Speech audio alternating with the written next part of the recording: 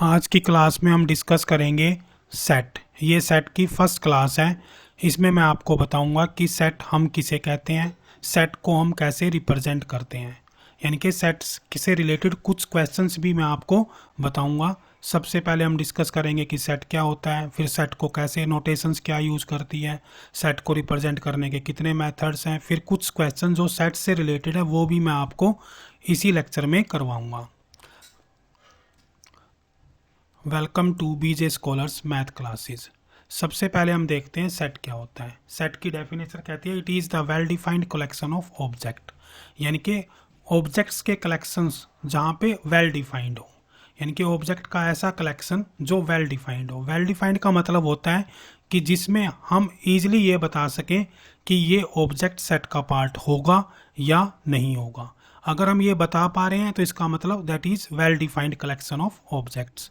जैसे मान लो मैंने एक सेट बनाया कि set of students in class, set of students in class. मेरे पास एक सेट है जिसमें क्लास के सभी स्टूडेंट्स का सेट है। हम यहाँ पे उनके रोल नंबर लिख सकते हैं, जैसे 101, 102, 103, ऐसे ऐसे करके हमारे पास जितने भी बच्चे क्लास में उनका हम एक सेट बना सकते हैं। फिर हम दूसरा एग्जाम्पल देख सकते हैं कि सेट ऑफ ऑल वोवल्स, यानी कि जितने भी वोवल्स हैं इंग्लिश अल्फ़ाबेट में उनको भी हम क्या बोलेंगे, सेट बोलेंगे। सेट में आपको ध्यान ये रखना है, सेट हम उसी कलेक्शन को कहते हैं जहाँ पर सर्टेन वेल डिफाइंड रूल्स लागू होंगे, यानी कि हम ईजिली ये बता पाएँ कि वो सेट का एलिमेंट है या नहीं है। देखो कुछ एग्जांपल मैं आपको बताता हूँ जहाँ पे हमें नहीं पता लगेगा। मैंने कहा कि set of intelligent student, set of intelligent student, तो ये इसको हम सेट नहीं कहते हैं। ग्रुप ऑफ इंटेलिजेंट स्टूडेंट्स को हम क्या कहेंगे, सेट नहीं कहेंगे। रीज़न क्या है कि हम कैसे आइडेंटिफाई करेंगे कि कौन इंटेलिजेंट है कौन इंटेलिजेंट नहीं है। तो यहाँ पर इंटेलिजेंट की डेफिनेशन वेल डिफाइंड नहीं है। इसी तरह से हम और एग्जांपल देख सकते हैं, सेट ऑफ नेचुरल नंबर्स, जैसे नेचुरल नंबर का दिए हुए हैं उनका सेट हो सकता है, सेट ऑफ इवन नंबर्स हो सकता है, सेट ऑफ ओड नंबर्स हो सकता है।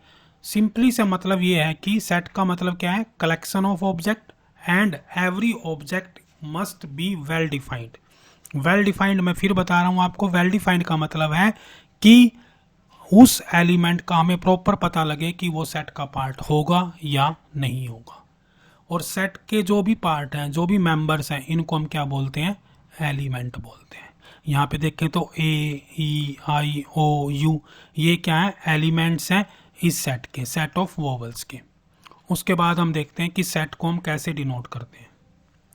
सेट के लिए हम कैपिटल लेटर्स का यूज करते हैं, जैसे ए, बी, सी। जैसे मान लो मेरे को सेट बनाना है कोई भी कि सेट ऑफ स्टूडेंट्स, तो यहाँ पे मैं रोल नंबर डाल सकता हूँ 101, 102, ये वाली ब्रेसेस आपको यूज़ करनी है, 102, 103, 104। तो ये हमारा क्या बन गया, एक सेट बन गया। तो सेट को हम नॉर्मली कैपिटल लेटर से डिनोट करते हैं जब भी हमें सेट को डिनोट करना होता है। इसी तरह से मैं सेट ऑफ नेचुरल नंबर बना सकता हूँ, तो यहाँ पे एन लिख दिया मैंने, यहाँ पे हम नेचुरल नंबर लिख देंगे 1 2 3 4 5 6, राइट।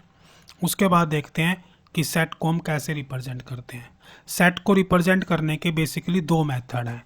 पहला मेथड है टेबुलर और रोस्टर फॉर्म, और दूसरा फॉर्म है सेट बिल्डर फॉर्म और rule method.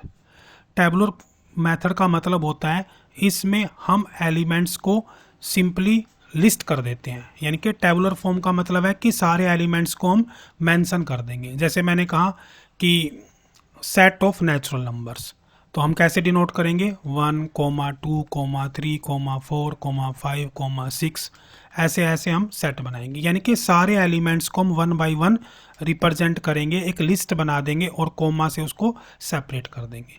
Set builder form में क्या होता है कि हमें एक रूल लिखना होता है, इसको रूल मेथड भी बोलते हैं, कि हमें क्या करना है, एक रूल मेंशन करना होता है और हमें सारे एलिमेंट्स 1 बाय 1 लिस्ट नहीं करने होते हैं।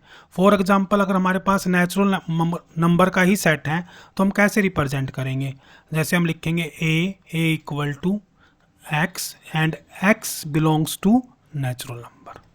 तो ये हमारा ये वाला जो मेथड है इसको बोलते हैं सेट बिल्डर फॉर्म या रूल मेथड। इसमें हम रूल स्पेसिफाई करेंगे।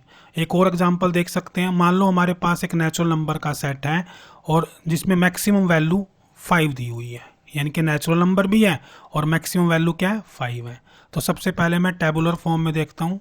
टेबुलर फॉर्म में क्या होगा, आपको नंबर लिखने हैं 1 2 3 4। अगर लेस देन 5 है तो 5 इंक्लूड नहीं होगा।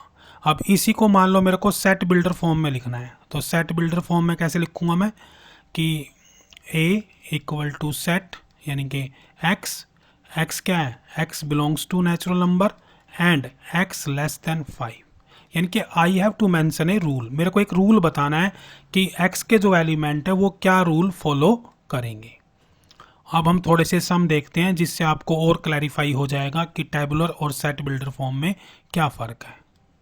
जैसे ये पहला क्वेश्चन दिया हुआ है, राइट द एलिमेंट्स, यानी कि राइट द एलिमेंट्स का मतलब है you have to use the tabular form. कौन सी फॉर्म यूज करनी है, टेबुलर फॉर्म।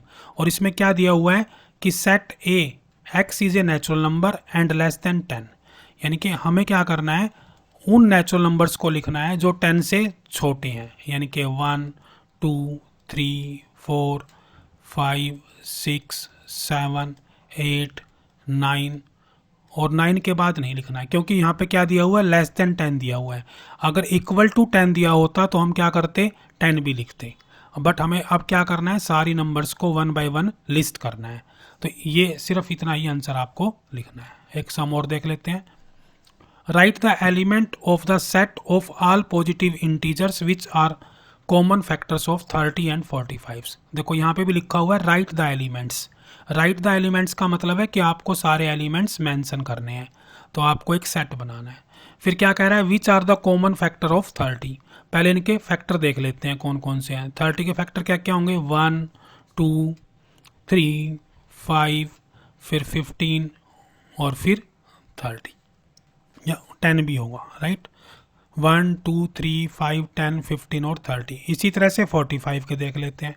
तो 45 क्या होंगे, 1 3 फिर 5 होगा, 5 के बाद 15 होगा और 15 के बाद क्या होगा, सीधा 45 होगा। अब इसमें से आपको कॉमन लेने हैं, तो कॉमन क्या है 1, उसके बाद क्या है 3, उसके बाद क्या है 5, उसके बाद क्या है 15। तो इस तरह से आपका सेट बनेगा ये। आप पहले क्या लिखोगे 1, उसके बाद 3, 3 के बाद क्या लिखोगे आप 5, 5 के बाद क्या लिखोगे 15। अब आप चेक कर सकते हो कि कॉमन फैक्टर कौन कौन से हैं इसके। 1 3 5 और 15 ही कॉमन फैक्टर हैं, बाकी कोई भी फैक्टर कॉमन नहीं है। तो set of all positive integers बन गया और इसके हमें कॉमन फैक्टर्स लिखने थे। इसी तरह से फिर हम एक नेक्स्ट सम देखते हैं। Write the following set in the builder form. अब हमें क्या करना है, इसको यानी कि रूल फॉर्म में लिखना है। कैसे लिखना है, रूल फॉर्म में। अगर आप इसको ध्यान से देखोगे तो आपको ये क्या लग रहे हैं, नेचुरल इवन नंबर्स हैं, 2 4 6 8। तो हम कैसे लिखेंगे, x किसके बराबर है, x is equal to 2n, right. और x क्या है, x belongs to natural number और x क्या हो गया, x belongs to natural number. बस इतना ही बहुत है, क्योंकि यहाँ पे डॉट डॉट लगाया हुआ है, कोई लिमिट उसने दी नहीं हुई है। तो x इक्वल टू 2n और x belongs to natural number, यानी कि नेचुरल नंबर 1 होगा तो ये 2 हो जाएगा, फिर 2 होगा तो ये 4 हो जाएगा, 3 होगा तो 6 हो जाएगा, 4 होगा तो 8 हो जाएगा। यानी कि आपको एक रूल फ्रेम करना होता है कि कैसे आपने नंबर्स को लिखना है। इसके बाद एक लास्ट सम और देख लेते हैं। Write the following set in set builder form. अब देखो ये नंबर दिए हुए हैं हमारे पास 1 4 9 और लास्ट में क्या दिया हुआ है 100। अगर आप इनको ध्यान से देखोगे तो ये क्या है 1 का स्क्वायर, फिर क्या है 2 का स्क्वायर, फिर 3 का स्क्वायर और लास्ट में क्या है 10 का स्क्वायर, राइट।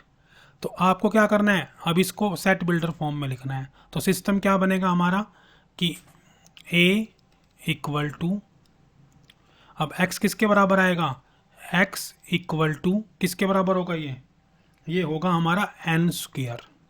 n स्क्वायर का मतलब कि जो भी नेचुरल नंबर है उसका स्क्वायर है, नंबर 1।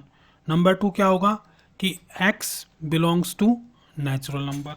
x किससे बिलोंग करेगा, नेचुरल नंबर से बिलोंग करेगा, सॉरी n किससे बिलोंग करेगा, नेचुरल नंबर से, राइट। और n की जो वैल्यू होगी वो कितनी होगी, मैक्सिमम एन की वैल्यू कितनी होगी, n less than equal to 10, यानी कि एक्स एन की जो मैक्सिमम वैल्यू होगी वो क्या होगी, 10 से कम होगी, 10 से कम होगी। एक तो एन क्या होगा, नेचुरल नंबर से बिलोंग करेगा, और एन की वैल्यू क्या होगी, 10 से कम होगी, राइट। अगर आप इसी तरह से सारे सम करना चाहते हैं और आप अपने पेपर की तैयारी करना चाहते हैं तो आप हमारे साथ जुड़े रहें। अगर आपने अभी तक चैनल को सब्सक्राइब नहीं किया है तो आप चैनल को सब्सक्राइब कर लें, और आपको अगर हमारे समझाने का वे वास्तव में ही अच्छा लग रहा है तो आप अपने फ्रेंड्स से भी शेयर कर दें। Thank you, thank you, thank you.